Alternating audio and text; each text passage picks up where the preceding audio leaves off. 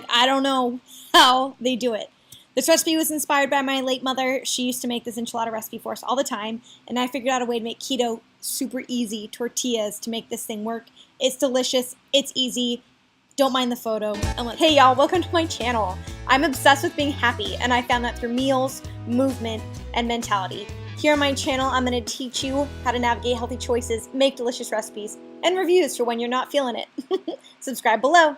Alright, so to get started, we're starting off with some chicken tenders. You can have chicken thighs or even chicken breast, but I find that's really dry and bland, and I love to mix fish in this sometimes.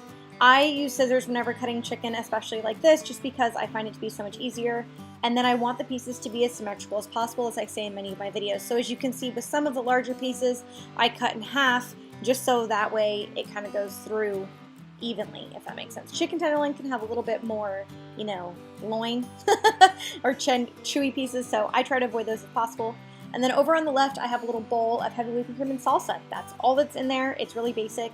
My phone died, or my camera died, so I wasn't able to record that, and I apologize. And as you can see here, you know, kitchen cooking things aren't always super smooth. I did not get a big enough bowl. Sometimes I just don't have, you know, the whole spatial awareness thing going on for me. And this recipe was too delicious not to share, so I'll just put the rest of the links and the ingredients in the recipe below, as always. So we're gonna skip right over to how to make the tortillas. Now these are really fun. It's kind of a spoof off of fathead dough. All you need is some cheese. I used mozzarella cheese, but I've also, the ones that are pre-rolled, of course, that didn't end up being recorded. My brother's taking photos as we watch. And you could use any kind of cheese, and you just shred it up. And in this case, I use a hand shredder. I try to create as much movement in my life as possible. If you've ever heard of Katie Bowman, she really talks a lot about this. It is so good for your hands, so good for your mind, so good for your body and your soul to use all of your articulations in your body that you can. If you're like, no way lady, you can always use a food processor or something else. We're gonna actually, you need to melt the cheese into a pan. I don't use a microwave, so if you use microwave, go ahead, throw it in there for like 30 seconds to a minute. But we are kind of just doing the spoof off of fathead dough, which is pretty popular for ketogenic diets. And I've made this before, but I didn't melt it, and it did not go so well. So I wanted to recreate this recipe where I'm actually melting down the cheese, and I kind of wanted to give you an idea of what that would look like in a skillet. Sometimes I just think the visual is just so much better than anything that I could possibly explain. But you want to make sure that you're stirring this a lot. You don't want the cheese to burn to the bottom of the pan, and you want to really be keeping an eye on it. I decided to add some taco seasoning spice to this. You can make your own at home, or you can use a pre-made one. They typically have harmful ingredients, so that doesn't always work. My brother came over and helped me lift this heavy pan, and as you can see, I still burned a little bit of the cheese to the bottom, but that's okay. And the almond flour mixed in with this just gives it more of a dough-like consistency. If you ever saw somebody making dough in like a video or did it yourself, they always like add flour so it doesn't stick. I really kind of think that's emulating this in this motion. I like to add a little bit at a time as I go. And a little side note, I love my rings, and I had so much gunk caked underneath them. So in the event that you wear rings, just, you know, take those bad boys off, and that way they won't get stuck and ruin your dough and leave weird indentations, as well as ruin your rings. And then I'm just kind of mixing this up until it really feels kind of like it's not going to stick, and like it's got some kind of tackiness and consistency that's going to let it actually be like a tortilla. Use parchment paper instead of flour when you want to roll this out. Just make a little ball, push it with your fingers, and try to get actually to the thinness, I suppose, of an actual tortilla that you'd buy in a grocery store.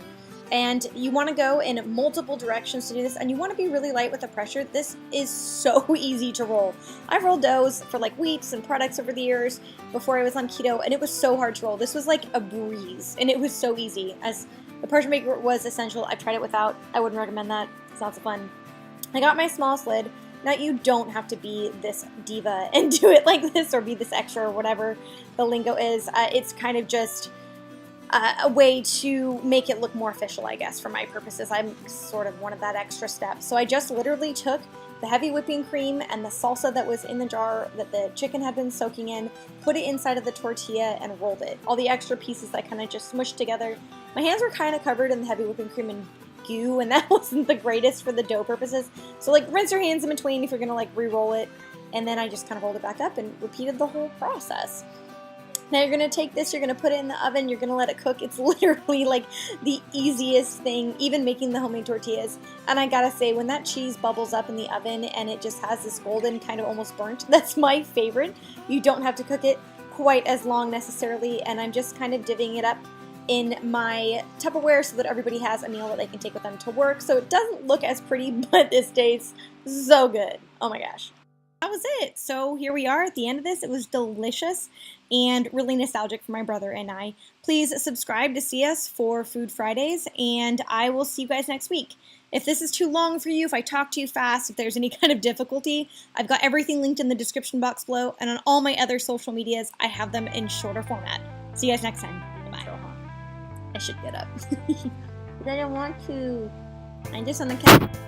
Intro again. Think anybody care? No. Wow, that double chin is awesome. Wonderful chin. Ugh, no, not in my mouth.